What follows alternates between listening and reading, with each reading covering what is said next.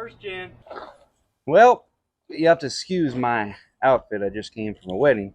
But take a look at this first gen. Yep, discovered another one. This year at V-Belt & Son, I've really tried to save as many trucks as possible. And when I say save, I mean get them back roadworthy. And normally I get about 1.5 done a year, and this year we've already knocked out 4. And those aren't just simple paint jobs and a couple new sets of tires.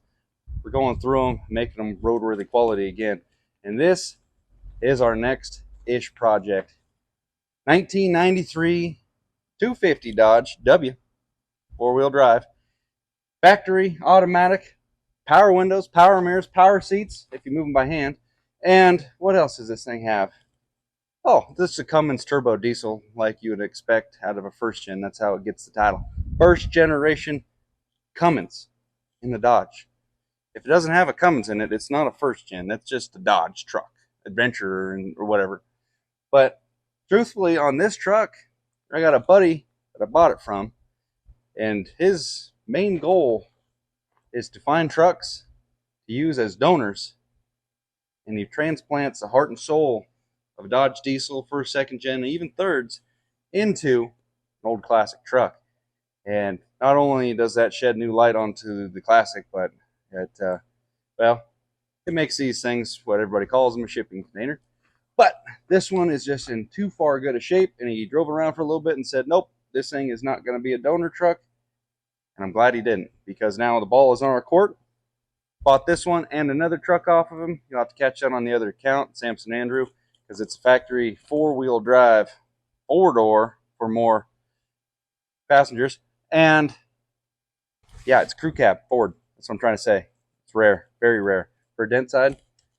But this thing, I was prepared to go down there and drive it home. 100 miles, not bad. But he said it's got death wobble. And it didn't have death wobble on as a single wheel. So I'm thinking that these dually spacers, and he thought the same, might be a little weird. So here's our issue. We got small studs on the first gen, and the dually spacers look like they go to second or third gen because it's got 17 wheels on it, so the stud size is different. So we're going to fire this thing up, take it for a quick rip down the road because it's 100 and something degrees right now at 6 in the morning. And, just kidding, 8:30. But air conditioner works. So let's get in this old girl. And it's not slow either. Well, inside here, there's not really too much to see. 247,000 original miles. Half tank of fuel. I appreciate that. Let's go ahead and turn that old girl on. Air conditioner. I believe it's an R12 system. Goes right into gear.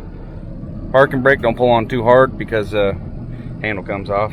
Oh, I forgot to clean the old window here. I'll do that when I get back. But look at the interior. Dash is in perfect condition. It's even got the little hoopties here so that the screws don't stab you in the dang arm. I think is really cool about a first gen. I've driven and rode in a lot of older Dodge pickups, and man, they're just, it's an old Dodge pickup. It's like an old Charger. They're all just kind of slapped together, and even to this day, they're just all slapped together. But I like how the steering, tilt column, and everything is just the same in the second gen as it is the first. You know, I think that's kind of neat. But let's get this thing chirped up to 30. If we can on these back road here. I don't want to get on the main road and get a wobbly and flip this big rig over. Oh yeah, and you see how much, you know, first gen love. Good thing this seat's good because it's got some nice spring to it. It's bouncing the crap out of a guy. I'm gonna say that the dually spacers might caused it to break over the edge, but I don't know, driving it right now you just feel like a little looseness in the wheel. But he said he drove 90 with this. I mean, allegedly went 90 with it in Mexico. That's a lot for a first gen without any issue on a single wheel. Oh, I'm kind of scared going down this hill because I know it's kind of shit. You ready? It's starting. There it is. Oh my goodness. Oh shit. When you're not expecting it happens, it's pretty scary. But when you're going down a hill and you're full on expecting it. That buildup is... Even Boone's saying, screw that.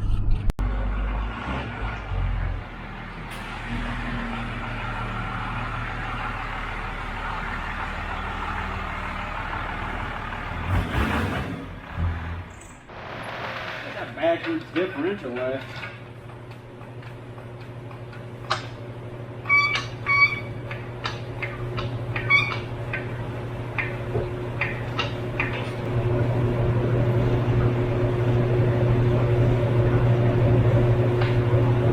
Oh, Bobby, it feels pretty damn stable. Alright, physics lesson 101. Wheel needs to be centered or it's going to just be out of balance. That's all there is to it.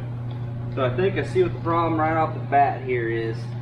There was an attempt to do this right, but not quite. Come on, get out of there. What's your problem? What? There we go. So these are tapered lug nuts, but it's not a tapered wheel, as in the hole for the stud is not tapered. You can make that happen with the step bit. It'll self-pry a line and do itself something. But here's the problem.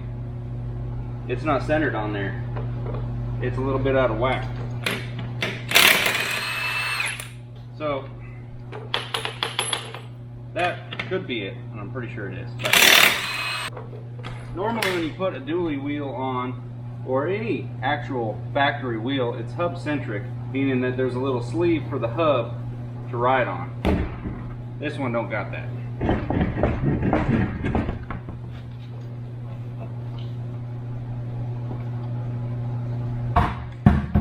That honestly could be the entire issue.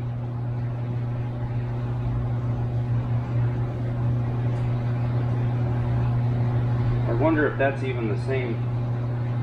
Looks like it is. Yeah. 8 by 6.5. I'm gonna go ahead and pop this off here real quick and see if that is something. That I'm thinking it's something. It's something. Because if you look right here, you can tell it's really, like that one's really obvious, or that one is. It's really favoring putting pressure on this side and not so much over there. So all of them, they even get worse as you look around. So they're all off center. So this whole wheel, yeah, you can see right there, just looking at it. That's that way, that's that way, that's that way, that's that way, that's that way. So this whole wheel is shifted. There's a death wobble right there. I want to see if these other wheel spacers I have will make a difference here. But I don't think it's going to so much matter because it got the smaller studs on the unit here. But I think since I got it up in the air, I'll go ahead and grease them ball joints because they look greasable. It's rare, but sometimes a flip rig or a project truck is just a good service away from just being working good. But,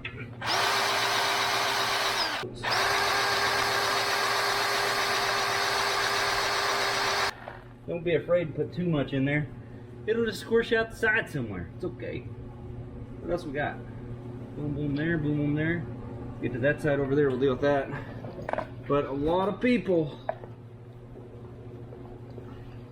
they'll blame a bad front end on it being Dodge, when in reality, nope, it was your fault. You should have freaking just greased it. Grease gun costs 15 bucks, stupid grease costs 5. So I got all these busted loose. I want to just show you something. Watch the edge there. See how it centers it? Then when you let off on it, I think these are just rear dually spacers. Did I say that already? See how it walks around all over? You got to have all these things nice and tight to make that count.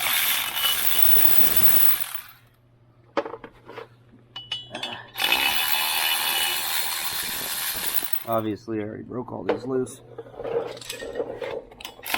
Oh, not that one. Oh, yeah.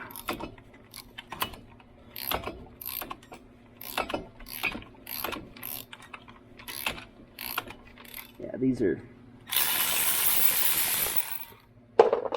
I think we can make this work with these spacers in a way that I'm not concerned, but they need to be tight. Okay, we need to hub centric the other thing. Yeah, so these are just, needs bigger. I bet you these work great on a second gen. Let's go check real quick. I think I got a hub thing right out here.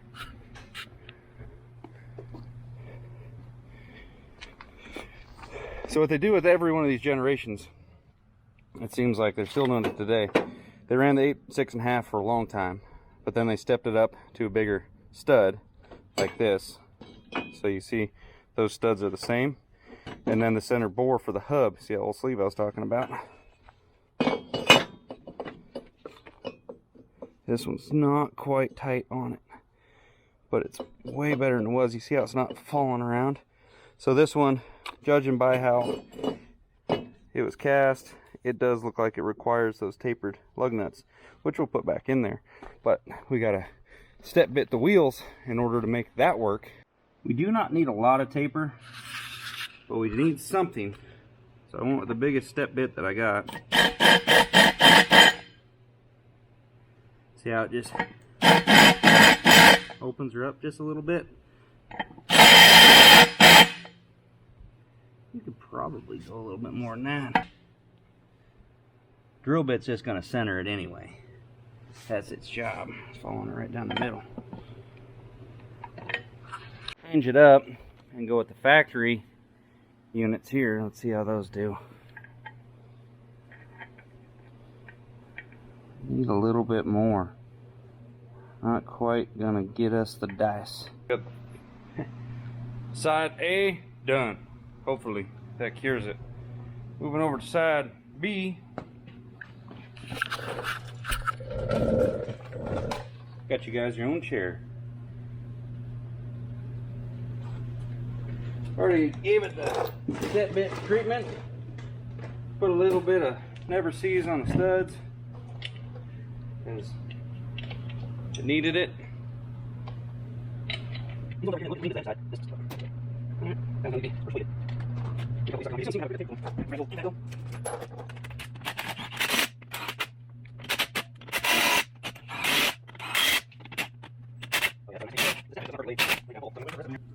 There's the first one. That's what came off of it. And here's what we're running there. So it's quite a bit more taper. This one honestly just hit flat, and just kind of wherever it went is wherever it went. So let's go take this for a test rip. I don't know what those lug nuts would ever fit now. I had it up to 30 just quick, and then there's corners, so I didn't want to experience the death wobble going into the corner. But it feels definitely different. It's hard to tell with first gen though, because they always feel like you're going down a dirt road doing 40, even though you're parked on asphalt. But everything else felt tight up there.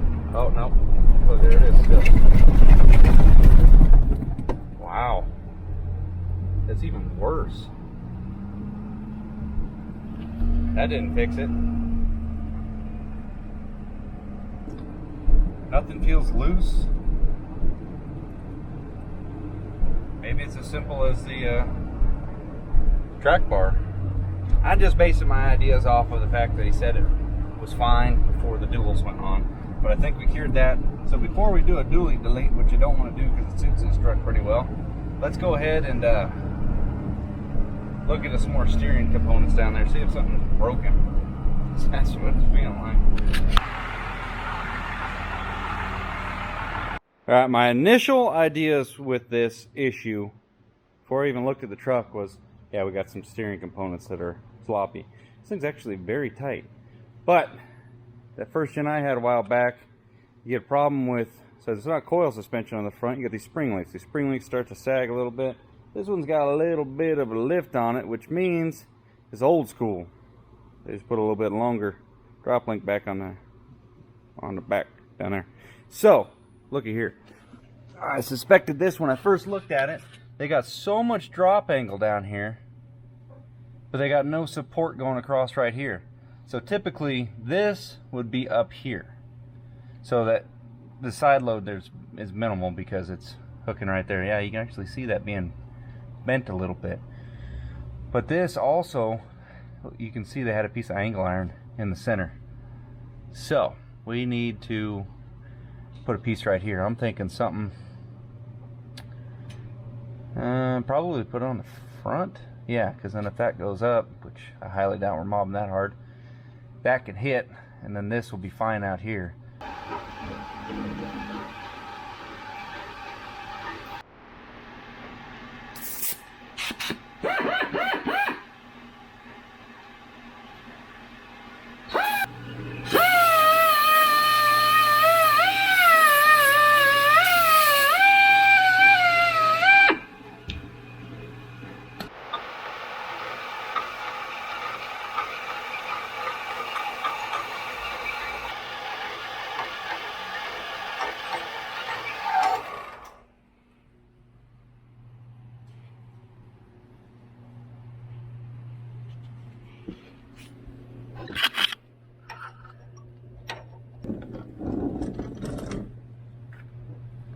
You know what?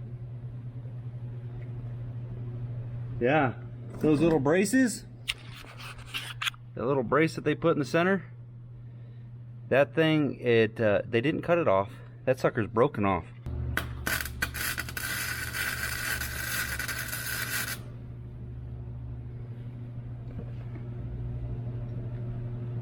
Yeah, that should work. Southpaw, right trigger.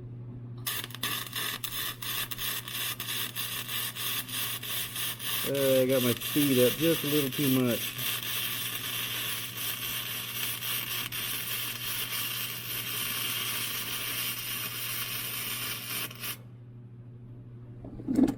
Money.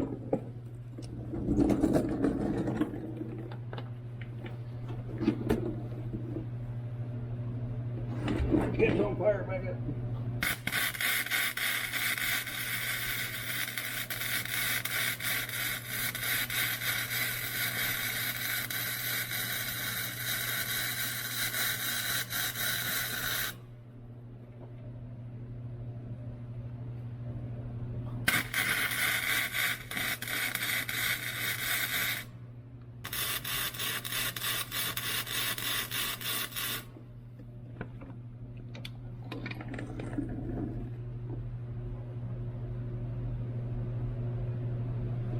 Let's see if that does anything before we get too aggressive with overwelding it. That weld is pretty much V-groove. It's getting on the edge, building into it, in the edge of that one. It's getting a good bite. Man, I just wish I had a nice straightaway to take it real quick to, instead of zigzagging all this stuff first.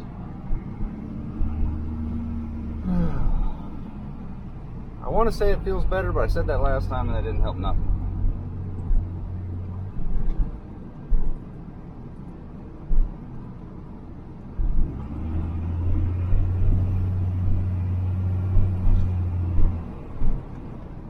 Oh, that helped. Maybe it's something with them duals.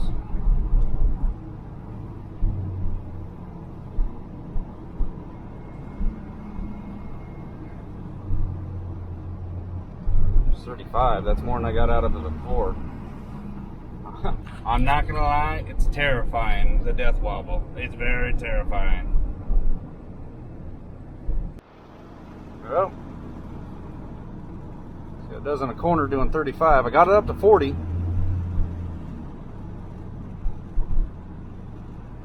Air conditioner's still blowing cold. It felt pretty good at 40. It didn't feel like it was trying to make a fool out of me. But you guys, you can kind of see out there, can't you? Take her on the old highway and see how she does. There's 40. I'm not gonna lie, this feels like going down a roller coaster that they put together in 5 minutes in the parking lot. I am not at ease. Making a corner at 40.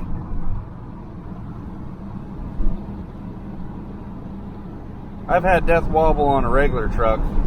Wow, we're getting up there. 48.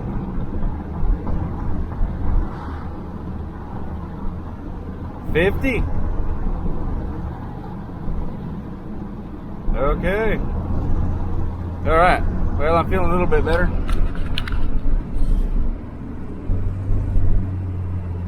bit more at ease right now. I'm glad that we did the wheels first and then did that, because I probably wouldn't have touched the wheels that I just went to hunch 1, which was hunch 2 when I got there, which is, we didn't have any supports on there. So lesson learned, you can put some drop shackles, you're gonna have to put something a little extra on there, brace them sideways, or else I'm gonna vibrate the crap out of you. Holding 50 in a corner. All right, cool. Let's we'll wrap that up right there. It feels a lot better. I feel a lot better about everything now. Because at first I was starting to think, man, this is gonna rabbit hole.